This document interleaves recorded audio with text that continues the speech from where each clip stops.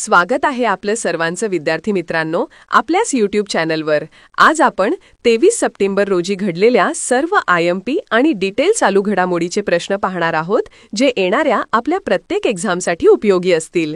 चॅनलवर आले आहात, नवीन आहात, लाईक, सबस्क्राइब, शेअर करायला विसरू नका आणि व्हिडिओ आवडल्यास कमेंट बॉक्समध्ये आपला फीडबॅक नक्की द्या। चला वेळ वाया न घालवता व्हिडिओला सुरुवात करते। प्रश्न पहिला, ग्लोबल डिजिटल नोमॅड 2025 अहवालानुसार भारताचे स्थान कोणते आहे? या प्रश्नाचं योग्य उत्तर आहे 38वे। हा प्रश्न डिटेलमध्ये समजून घेऊ। ग्लोबल डिजिटल नोमॅड 2025 मध्ये भारताचे 38वे स्थान आहे आणि स्कोर 84.85 इतका आहे। तर या अहवालानुसार प्रथम स्थान स्पेनचे आहे, दुसरे स्थान नेदरलँड्सचे आहे आणि तिसरे स्थान उरुग्वेचे आहे। डिजिटल नोमॅड म्हणजे असा व्यक्ती जो इंटरनेट आणि डिजिटल साधनांचा वापर करून ऑनलाईन काम करतो, परंतु ठराविक स्थळावर बांधला नसतो। हे लोक वेगवेगळ्या देशांमध्ये किंवा शहरांमध्ये प्रवास करत राहतात, पण त्यांचे काम सतत चालू राहते, जसे प्रोग्रामिंग, कंटेंट लेखन, ग्राफिक डिझाईन इत्यादी। मुख्य वैशिष्ट्य म्हणजे काम प्लस प्रवास स्वातंत्र्य, ज्यामुळे ते जगभर फिरून विविध संस्कृती आणि जीवनशैली अनुभवतात। आणि सर्वात महत्त्वाचे, भारतातील पहिले डिजिटल नोमॅड व्हिलेज सिक्कीम राज्यातील याक्तेन हे गाव आहे। क्लिअर? पुढचा प्रश्न पाहू। प्रश्न दुसरा, प्रधानमंत्री नरेंद्र मोदी यांच्या 75व्या वाढदिवसानिमित्त कोणत्या राज्याने नमो पार्क योजना सुरू केली आहे? योग्य उत्तर आहे महाराष्ट्र। डिटेलमध्ये समजून घेऊ। महाराष्ट्र सरकारने प्रधानमंत्री नरेंद्र मोदी यांच्या 75व्या वाढदिवसाच्या निमित्ताने नमो पार्क योजना सुरू केली आहे। या योजनेअंतर्गत राज्यातील सर्व नगर परिषद आणि नगरपंचायतांना 1-1 कोटी रुपये देण्यात येणार आहेत, ज्याद्वारे 394 ठिकाणी नमो पार्क विकसित केले जातील। या पार्कांमध्ये आधुनिक सुविधा, हरित वातावरण आणि नागरिकांसाठी विश्रांती व खेळाच्या जागा उपलब्ध असतील। या योजनेला अधिक आकर्षक बनवण्यासाठी संभागीय स्तरावर एक स्पर्धा आयोजित केली जाईल, ज्यात प्रथम, द्वितीय आणि तृतीय क्रमांक मिळवणाऱ्या नगर परिषदांना अनुक्रमे 5 कोटी, 3 कोटी आणि 1 कोटी रुपयांचे विशेष पुरस्कार दिले जातील।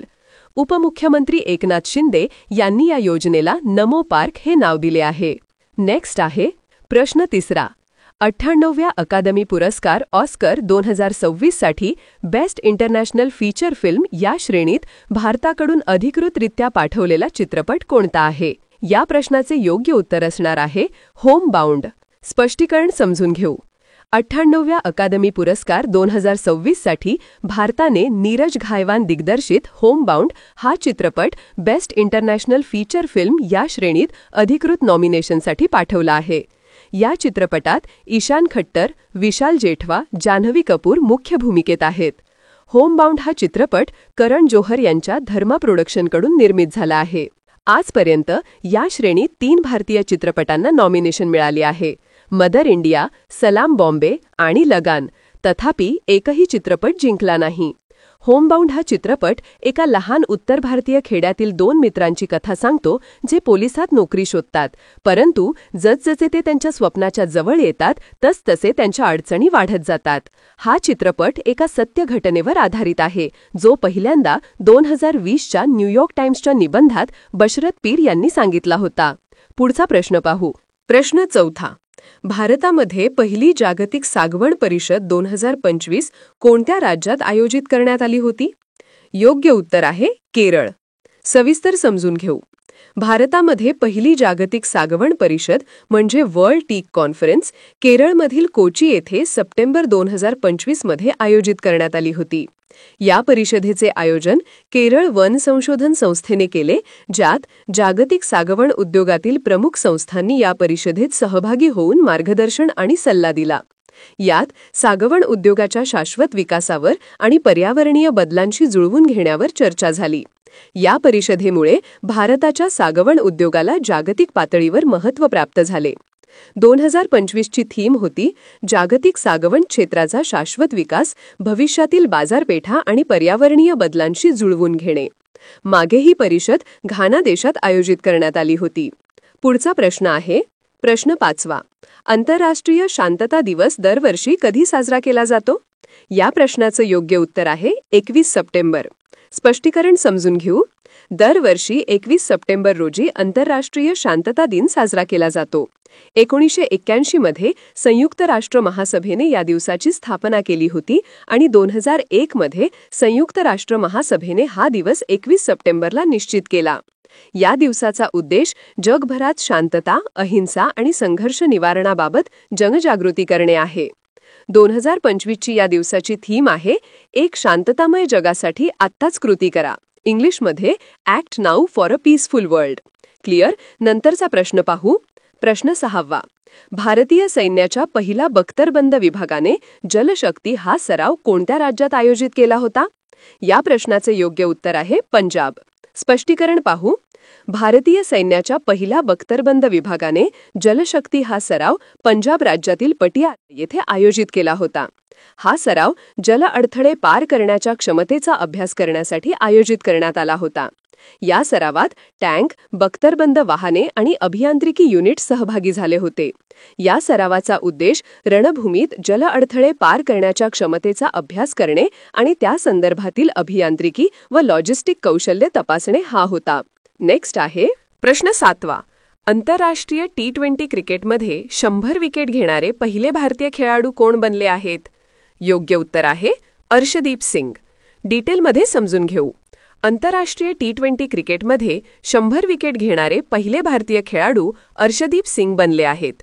2025 आशिया कपमधील ओमान विरुद्धच्या सामन्यात अर्शदीप सिंग यांनी विनायक शुक्ला यांची विकेट घेऊन आपली 100वी T20 आंतरराष्ट्रीय विकेट पूर्ण केली आणि असे करणारे ते पहिले भारतीय गोलंदाज बनले आहेत.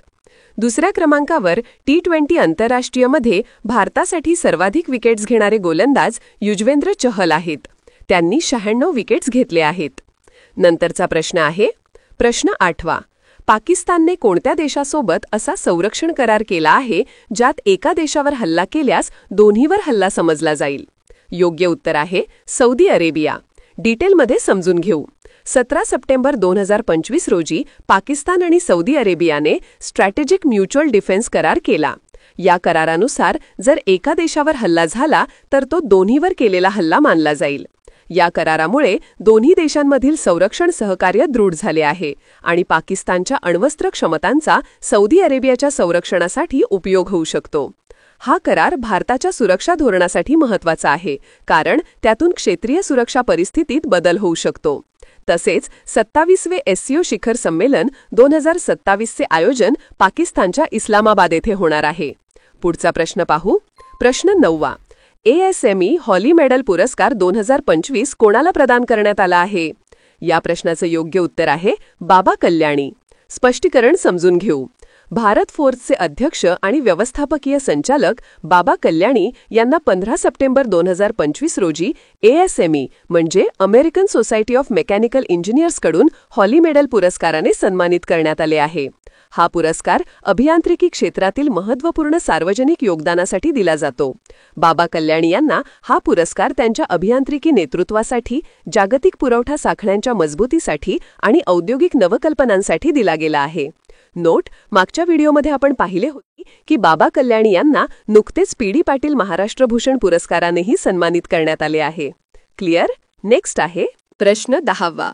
महिला बचत गट सदस्यांना ओळखपत्र जारी करणारे भारतातील पहिले राज्य कोणते बनले आहे? योग्य उत्तर आहे तामिळनाडू. स्पष्टीकरण समजून घेऊ. तामिळनाडू हे महिला बचत गटांच्या सदस्यांना ओळखपत्रे जारी करणारे भारतातील पहिले राज्य बनले आहे. या उपक्रमाची सुरुवात 16 सप्टेंबर 2025 रोजी उपमुख्यमंत्री उदयनिधी स्टॅलिन यांनी तामिळनाडूतील सालेम जिल्ह्यातून या कार्डांचे वितरण करून केली. या कार्यक्रमात 3,500 कोटींच्या कर्जाचे वितरण देखील करण्यात आले. तामिळनाडूने 5 लाखांहून अधिक महिला बचत गट सदस्यांना कार्ड जारी केले. या कार्डमुळे बचत गट सदस्यांना त्यांच्या उत्पादनांसाठी 100 किलोमीटरपर्यंत सरकारी बसेसमध्ये मोफत प्रवास करता येईल, औषध दुकाने यांसारख्या सुविधांमध्ये विशेष सवलती मिळतील आणि सरकारी योजना, बँक कर्ज, सरकारी उपक्रमांमध्ये सवलती आणि अन्य सुविधा मिळणार आहेत. शेवटचा प्रश्न. वुमन फिडे मास्टर जिंकणारी बिहारची पहिली फिडे मास्टर कोण बनली आहे? योग्य उत्तर आहे मरियम फातिमा. ओके, धन्यवाद विद्यार्थी मित्रांनो. हे होते आजचे आपले टॉप 10 प्रश्न. व्हिडिओ आवडल्यास लाईक, सबस्क्राईब, शेअर आणि कमेंटमध्ये सांगायला विसरू नका. Thanks for watching.